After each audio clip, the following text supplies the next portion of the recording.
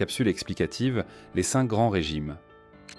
Lorsqu'on crée ou dirige une entreprise, il est essentiel de comprendre que le statut social du dirigeant dépend avant tout de la forme juridique choisie et du rôle exercé dans l'entreprise, et non seulement du nom de la société.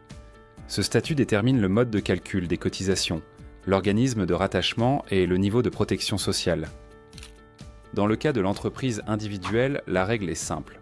L'entrepreneur est toujours considéré comme travailleur non salarié, TNS, que l'activité soit exercée en nom propre ou sous le régime de la micro-entreprise.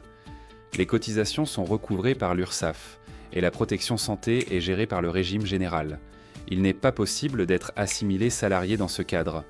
Selon l'activité, le chiffre d'affaires peut relever des BNC, prestations de services, profession libérale, ou des BIC non BNC, achat-revente de produits, activité commerciale. Mais le statut social reste TNS. Pour les SARL et les EURL, la situation dépend de la position du gérant dans le capital.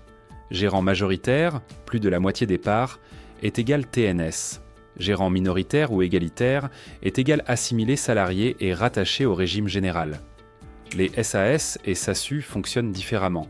Le président est toujours assimilé salarié, cotise au régime général sans assurance chômage automatique. Même sans rémunération, le statut reste le même. Dans les SCOP, le dirigeant est généralement salarié et assimilé salarié, le principe coopératif ne créant pas de régime spécifique.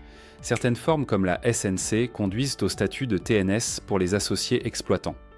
Les professions libérales en société peuvent relever du TNS ou du régime général selon la structure et le rôle exercé.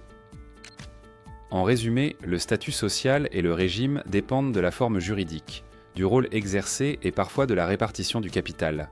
Il est aussi utile de connaître si l'activité relève des BNC, services, conseils, professions libérales ou non BNC, achat-revente, car cela peut influencer le chiffre d'affaires déclaré et certaines obligations fiscales, tout en conservant le même régime social.